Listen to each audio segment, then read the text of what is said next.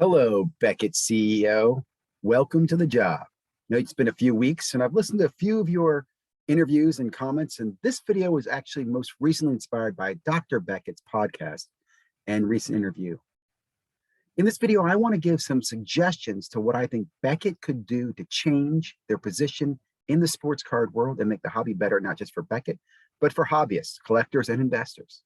Now, others can listen to this video and might steal some of these ideas. There's nothing special or magic here, just my thoughts, my comments, my perception on what Beckett would do. If I was CEO, I guess I'd put it, this is what I would do.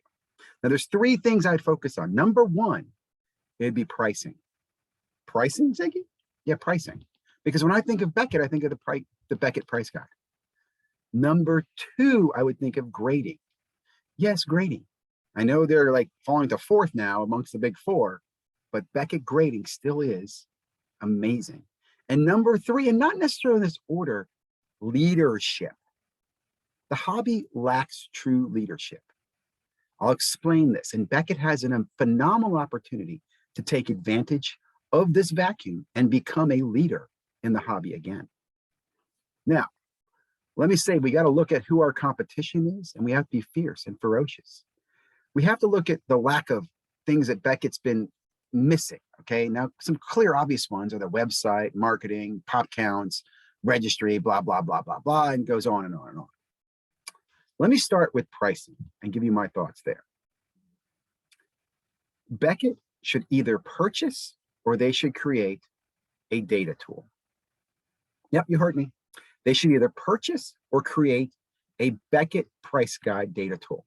Now, distribution of this could go in several ways. I think a free model is definitely something they should consider, and then a premium subscription model. And I'll get to this in a moment. This is going to tie into some cool stuff.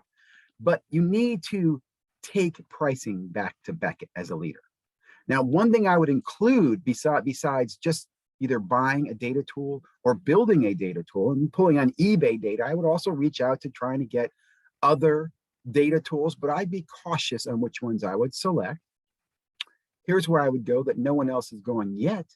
I would go to dealers at sports card shows. I would give incentives to people who are attending the Dallas show or the Chantilly show or the Las Vegas show to report in actual transactions and have them confirmed by both buyer and seller what cards are bought and sold, and give some type of gift certificate, some type of credit for doing that. I steal this idea, not really stealing it. Beckett used to do this. Dr. Beckett and Rich Klein told me they used to collect data from the dealers as unofficial, and they'd report in, hey, what's a Mickey Mantle selling for? And they would share that data. So go back to that crowdsourcing model of pricing. So you bring in pricing data from the people in the market, and you could reach out to Facebook groups, right, to third-party data tool or marketplaces like MySlabs, ComC, and so forth. But become the leader in this. And there's a lot of ways you can differentiate yourself. It's a very interesting world as far as pricing and data tools. Arguments about which ones are better, that's not really important, but get back to what was one of your principles, one of your pillars, and that's pricing. So I would say pricing and a data tool. Number two thing that I would do, and this goes into grading, right? Now, I'm going to break this up really in the leadership and grading with marketing. When I think of Beckett grading, I still think that the Beckett slab is the best, most solid and secure slab for protecting your valuable collectibles and or investments. I mean, let's really be honest.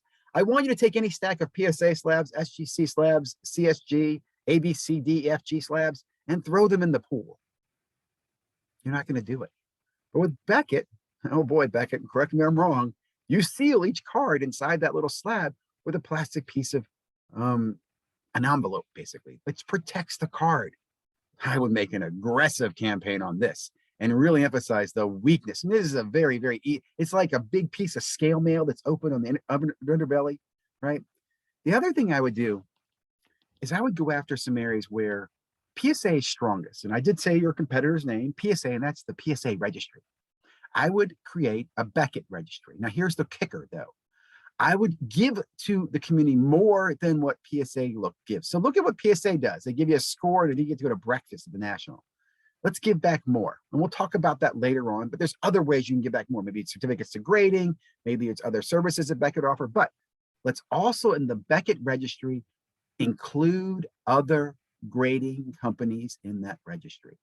So if you want to create a set and you want to create a score in the registry, you can include your SGC slabs, your CSG slabs, and even, yeah, those PSA slabs in the Beckett registry. Make the Beckett registry the universal and global registry. This will do two things. It will help in the future. As the market grows, you're going to become a leader in the registry, and you can attract new, younger collectors. And this registry is very, very addictive. Ask those people in the PSA registry. And second of all, you actually can include the PSA registry people without excluding them. Now, you wouldn't give them the same one for one. If you're a PSA set registry guy and you're top 10, you don't become a top 10 on the new registry. You're probably going to have to take a crippling points or something like that, but you can still work them in. You see what I'm saying? There's ways. Maybe you have them in a different category. But this, guys, I still think is being underestimated. CSG, I think, announced the registry. Haven't heard anything about it. But again, if you have somebody who's not only has a registry, but assigned to marketing the value of the registry to collectors and investors, we'll come back to that again under the leadership tab. Grading. In the grading world, I would define what grading is, okay? I would explain to the community, pull back the kimono and show them what it takes to be a grader. There is no standard, there's no certification or classes, so define it. Explain what it takes to be a grader. How many years of experience do you need to be a grader? Do you hire right off the street? Define that. What is your bottleneck? Why do you not just have 50,000 graders grading? Is it because you have to have a certain level of, time, quality? What is that?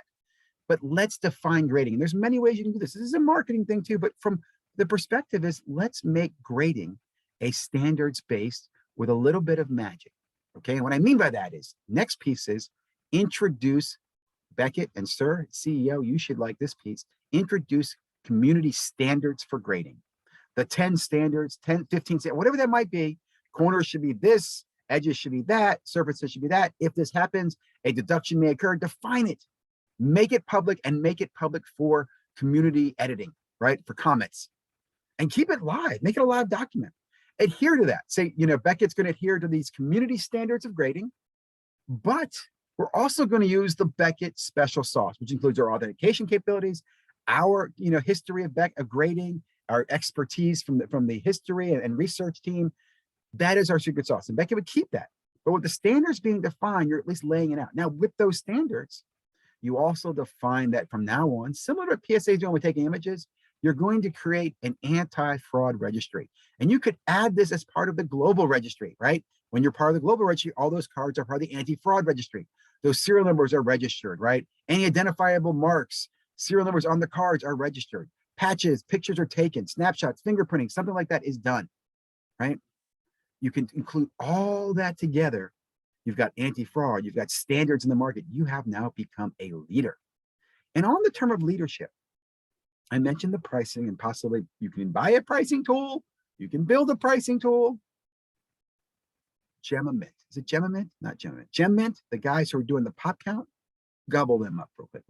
Just pull them into the little pool. If not, create a solution like that. Create something that's going to pull pop counts from all the different tools, because that's part of your global registry. Global registry, because again, leadership, Beckett, if you are the leader, if you're seen as the set registry, right? The anti-fraud leader, right? The standards on grading with the subgrades and the sealed slate cases, right? Then you can do an aggressive marketing campaign. Here's a great example, right?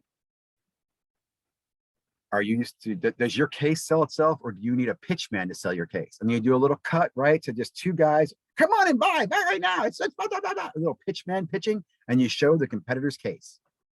Here at Beckett, our cases sell themselves. And then show the grails, the big cards that have been graded in Beckett slabs with the big numbers behind them. Splash those, right? Put those up there. For example, real quick piece of trivia, who has profited the most off one individual sale in sports cards? Publicly, show me the person who made the biggest public profit off of buying and selling a card. You know who it was, and you know what card it was? Well, the card will give you the answer. It was in a Beckett slab. It's the Superfractor of Mike Trout. Yep, that's right. That Superfractor was purchased for around $400,000 and sold for like $3.7 million. That's a realized gain of over $2.7 million. Public. No one else has done that. All these guys buying big cards. Beckett rules this market. You guys got to be more aggressive in the marketing campaign. So if you tie these together, right? Pricing leadership, grading leadership, and leadership in the community, you now gain mind share of the hobby, mind share of the collector, and the investor. And where does that take mind share? Mind share takes you to wallet or market share. Okay, so here's the kicker, guys. CEO, sir, if you're paying attention, if you've listened this long, you've got to look not only about now, immediately winning and changing some of the things that are happening in the hobby, but also where you're going to position yourself in a few years. And one thing I saw that you guys did that's very smart was the acquisition of the distributor. I think it was Peachtree, right? So you've got a I would assume, a place at the table when it comes to Fanatics and getting access to future products, right? We haven't heard, are they going to be doing allocations, distribution, bulk sales, whatever that might be. But that is a key piece of where Beckett should be. And I also want to point out, don't, Beckett, get into the auction space, because as long as you stay out of it, it's an arrow that you can use against your competitors. Stay where you are, stay in your lane. Again, pricing and grading, and now tie to that a subscription service of products. Now, a couple things you can do here, assuming you get a nice little allocation slash, distribution agreement with Fanatics, you could position yourself as grading, I mean, from breaking to grading, right? You could have people that actually breakers that can break with your product, and they could submit directly to you for grading, right? So I remember some breakers used to do that back in my day. And the key here is that you could sell to breakers, and you give them a price that you're buying from me, you're get a better price. But as you get hits, you send those customers back to me for grading. So, right, hey man, you got a big hit, I can get it over to BGS. I've got an account there. Look at it, fast graded, discounted, whatever that might be. It's part of that service, right? Does that make sense? The other piece now to your consumers, okay? One thing I loved about Beckett is that I could submit 1, 2, 3, 4, 5 cards. I didn't have to worry about the value of the card. I said submit how many I wanted, pay the fee, and they took care of the rest of it. Help me spend more money with you by giving me kind of a wine club or a subscription of a product with your distribution agreement and getting access to product, blasters, hobby boxes, whatever it might be. Help me get access to product. And a couple things you can do here too. Even put me in communities, right? Are you a Mets collector? Well, I'll put you in a Mets collector. You'll get notified of breaks that we're running for the Mets. Or do you want to get one hobby box of every baseball product for the year? Sign up for the subscription service. But once you're going to have access to product, you have access to grading, and you have access to pricing. That's a really, really strong, and I'm even going to say ethical place to be in the hobby. I know my critics will comment, and I'm looking forward to it. But I think if you stay out of the sales part, right, and you're not going to infringe on Fanatics, you're going to be in one of their probably strongest arms as far as pulling product in, grading it, again, helping with pricing, pulling customer data together. Again, I really think you go to some type of subscription model with your collectors and investors, your hobbyists, as you call it, because I would sign up, kind of like the Montgomery Club, but instead of why do I want to be Montgomery Club? I'd rather be a Beckett member where I get subscription, I get to grade cards, I get access to product, I get access to meet maybe at parties. Another thing I'm going to add here, just at the end, Beckett, you need to take a leadership role in these regional shows. You do the on-card grading. Let's amp that up. Put together a schedule of 6 cities you're going to be at the next year. Every 2 months, you're going to be at those cities, right? You just keep rotating that. And then pull some other vendors with you that can support this business.